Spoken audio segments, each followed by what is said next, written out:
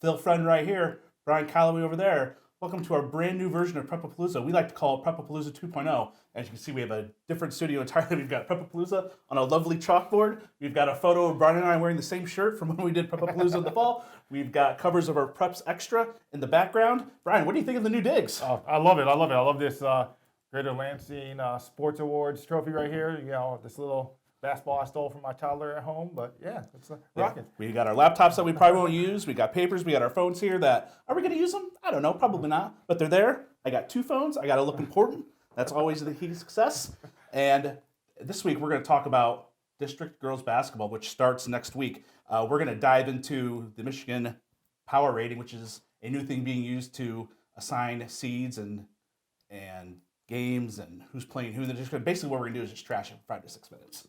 Something like that. Something like that. It's not all bad, but we got some takes on it. Oh yeah, they are spicy. And then we're going to talk about who we like in certain districts, and then we're going to talk a little bit of wrestling, and that'll wrap up the first show of Prepapalooza 2.0. Well, let's just dive into the Michigan Power Rating. To the best of your understanding, kind of explain to our viewers exactly what it does and how it was used to seed the girls basketball district tournaments this year. Yeah, so the power ratings obviously were designed to seed the top 2 teams in each district. I think where a lot of people are getting confused as they kind of have seen the brackets for both the girls and the boys these last few weeks has been how the teams are put in the districts. Because obviously, you get the top 2 teams seeded, and the NPR is a wonderful formula that determines it and rates all the teams in the state. So we have the data for everybody, but then the rest of the teams are kind of sorted out in alphabetical order, and there's various formulas that are based into how those teams are sorted. But basically, after the top 2 teams are seeded in the district, they're all spread out to the rest of the field based on alphabetical order. So in circumstances like that, I mean, we have teams like Sexton getting a bye, Okemos is getting a bye in the district, and teams that maybe not necessarily are maybe deserving of byes. I guess if you have this formulas to be able to determine top seeds, and we've got top seeds playing on the opening night. I mean, East Lansing, for example, one of the best NPRs in the state, playing in the opening night of the district, whereas in their district, the number 2 seed, DeWitt, is not even is already in the semifinal. Yeah, the thing that didn't make sense, especially when you're looking at the 5-team brackets. So you have 2 teams that will play in the quarterfinals on opening night. Now, in theory, it should just be the team seeded 4 and 5 in that district play, and then the 1 seed gets the winner of that in the semifinals, and then 2 and 3 play in the other semifinal. No, that is not how the MHSAA drew up the brackets. They drew up the brackets so that the 1 seed, not just I'm going to use East Lansing as an example here, not just an East Lansing bracket, but in every 5-team bracket, the 1 seed is playing in the quarterfinal on Monday night in that first game. And the other team they play is decided alphabetically. There's an alphabetic component to it. It is not based on anything in the NPR, whereas DeWitt, who is the 2 seed, East Lansing 1 seed, DeWitt 2 seed. DeWitt 2 seed gets to the semifinal, whereas East Lansing has to play an extra game on Monday night. Now, we don't think East Lansing is going to lose that game, but the fact that that's how the 5 teams are set up makes no sense. And then when you get to the 6 teams, the 6-team districts, so the way the 6-team districts was set up is that you have two quarterfinal games, and then 2 teams get a bye to the semifinals. Well, it would seem to make sense that the 1 and 2 teams would be the die teams into the semifinal. They are not that like that. That both the 1 and 2 seeds in the 6-team districts have to play in the quarterfinal Monday night. The only objective was to put them off sides of the bracket with no consideration for those. And frankly, to me, it is worse than just random draw. See, I don't think that it's necessarily worse than a random draw, because I like that the number 1 and 2 seeds are projected. I just don't like, I've seen too many circumstances over the years where the 2 best teams I've seen in the district that would probably have been the 2 best teams in the NPR have played each other on the first night of the district. And I mean, I think that's just ridiculous. Right. So I like that there's actually seeding in place where these 2 teams will potentially be able to meet into the finals if they take care of their business. I don't necessarily like how it's done. I think this is like a huge step in the right direction that MHSAA is getting to modern times. I mean, you're from Indiana. I mean, we do blind draw in Indiana. You do blind draw still? Yeah. Man. Blind draws for everybody in Indiana. Oh. Well, still, I still think that here in Michigan, I mean, this is a step in the right direction. It can be done completely better. And the thing that I guess, we have these ratings. We have these NPR ratings. I mean, you already have the district field assigned.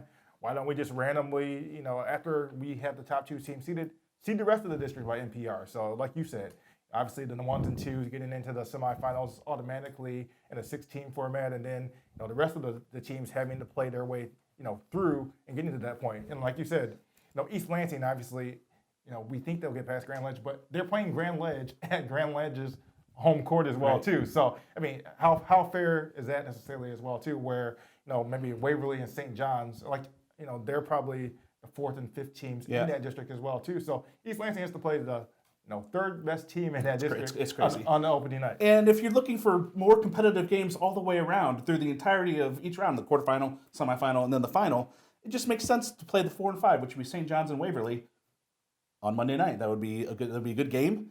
And then, yes, are they probably being feasted to East Lansing in the Wednesday semifinal? Yes, but I mean that gives you 1 and 4, 2 and 3 in the semifinals the way it should be. And we talk about this, in the NCAAs too. The regular season's got to mean something, and make it mean something. Don't make it mean East Lansing has to play Grand Ledge on Monday night at Grand Ledge where something funky happens. Maybe they get upset. I mean, I don't think they're going to get upset, but maybe they get upset, and then everything's going to waste because of a weird draw that did not put them in any sort of advantageous position. Oh yeah, definitely. I mean, and then there's some circumstances. I mean, you look at the bracket at Eastern, where Hazlitt and Lansing Catholic, the 2 and 3 best teams in that district. I mean, as far as the NPR goes, I mean, they're playing on the opening night, and basically it's because after Hazlitt earned the number 2 seed based on the NPR numbers, Lansing Catholic kind of falls in the next. That's where they're slotted based on the alphabetical order format that goes into that district. And I think that's going to be a good game. I mean, I think that'd be a good semifinal for a district as well too. So I mean, I just think there's better ways that can be done. Hopefully, after this year, there's some changes that are made, and maybe some of these things can be addressed by coaches. Yeah, I think it's interesting too. In D2, District 37 with Portland, they play Ionia in the first round. Portland's 15-5, Ionia's 13-3. They're playing on a Monday night quarterfinal. It's like, well, this isn't the game that needs to be played at that particular point in time. If you have the technology, if you have the program that you believe in and use it, just use it seed the entire district. I mean, in my pipe dream, we would just seed the entire state all the way around. I mean, if teleportation was a thing that could exist at that point in this point in time, that would be awesome. Yeah, it would be awesome. I understand why you can't do that, and seeding the districts is a start in the right direction, but hopefully it can be done even better in the future. I mean, I'm talking to some coaches about this as well too.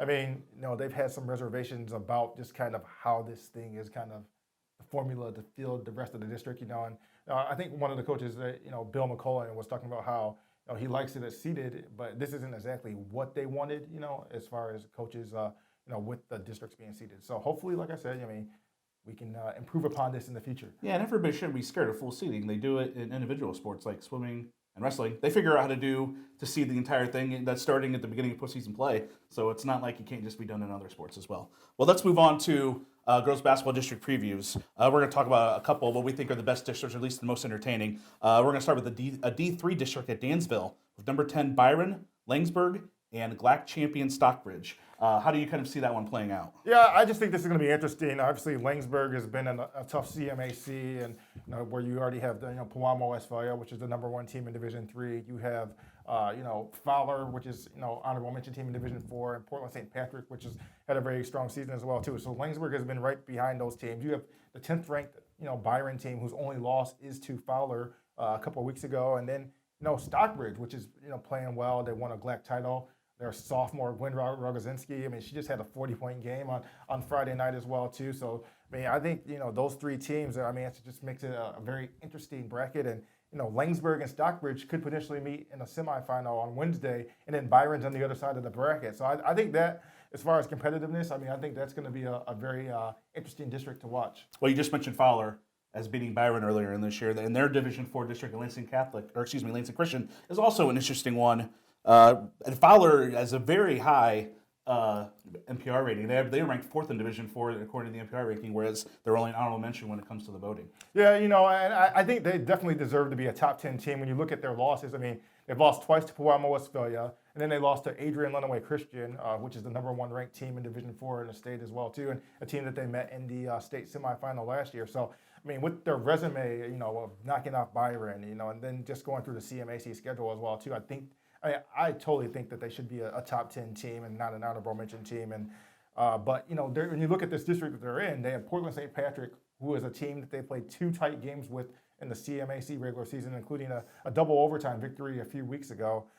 Then you have Morris, which is a very strong team. They're just in second place in their conference. And then you have Lansing Christian team, who they might be a sub 500 team, but they're the smallest school playing in the GLAC. So that they're constantly going up against some D2 and D3 schools. I mean, they actually have a win over Stockbridge as well too. So I think this is 4 very strong teams that are in this district field. So I think that kind of adds some intrigue here in Division 4. Yeah, Morris also took Hamdy to overtime last week. So yeah, they're a team that could kind of maybe rise a little bit, maybe make a little run there. And we talked about the D1 district at Grand Ledge quite a bit. We used as our example when talking about the NPR and the seating and everything. But a DeWitt East Lansing final would be a pretty saucy final for sure. It would be. I mean, I saw this game. I've seen both of these games, and obviously East Lansing handled DeWitt in December with I think it was a 23, 24-point game. But no, they played a couple of weeks ago, and DeWitt was in that game for pretty much 3 quarters before East Lansing was able to pull away. So, I mean, these 2 teams have just had a nice rivalry throughout the years, constantly have met,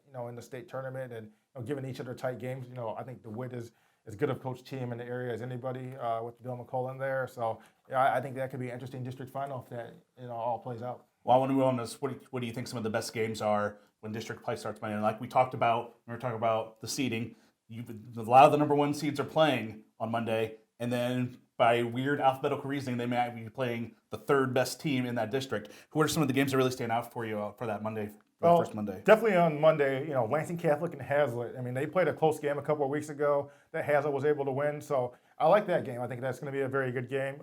Another game on Monday, Eden Rapids versus Chelsea. Eden Rapids has had a very strong season. Now they got to go to Chelsea, who's at home, and they're hosting the district. And Chelsea's the number 1 seed in that district as well, too. So I think that's going to be an interesting one. Portland and Ionia, the game that you talked about, I mean, they've already played each other twice in CWAC white play. And obviously, Portland was able to win both of those games. But, sometimes something about playing that team 3 times, can always trip you up, especially when teams are, have as good of records as that. And then, so I think those are the ones that definitely stand out for Monday night when you kind of look at those games. Yeah. Shout out to the Fighting Jason Hayes up in Portland. We talked about this in the newsroom. Fun fact, in my days as a prep reporter in Indiana, I covered Jason Hayes. He was the girls basketball coach at one of the schools I covered called Clinton Prairie in Indiana. So Jason and I go way back. Yeah, and I believe you said he coached football as well. He did. He was the offensive coordinator for the Clinton Prairie football team as well back in the day. Well, let's move on to predictions here. That's always our favorite segment when it came to this in football season. Division I at Grand Ledge. No, I like East Lansing in this one. Miss Basketball finalist Aaliyah Nye on the roster, and she's had a very strong season. And I just think this is a team that's very capable of making a deep run. I mean, they're just a loaded squad, and I like them to get through this district. Yeah, Division II at Eastern. Yeah, I think this one could go 1 of 3 ways. I'm going to go with Williamston in this district. Kinsey Lewis has made some big plays in some clutch situations over the last few weeks. I mean, she had a game-winning shot against DeWitt. She had some key free throws in there Friday, win over Hazlitt that put them in the tie atop the CWAC red standings as well too. So I think it's going to come down to Williamston versus either Lansing Catholic or Hazlitt, but I like Williamston in this one. Division II at Belding. Yeah, I think this is the district where Portland prevails. I mean, Portland has had a couple tough losses last week or a couple weeks ago when they had Grand Ledge, and then they lost in overtime to Lansing Catholic. But I mean, I think that's something that also could be good for them to experience. Maybe a loss and heading into the state tournament just to kind of re-up that hunger and everything like that. And plus, they had been rolling along. But I like Portland here. There's part of me that wonders if Portland might get tripped up by Ionia on Monday. I think that's something, like we talked about in the big games to watch, that's something I think we can legitimately watch out for.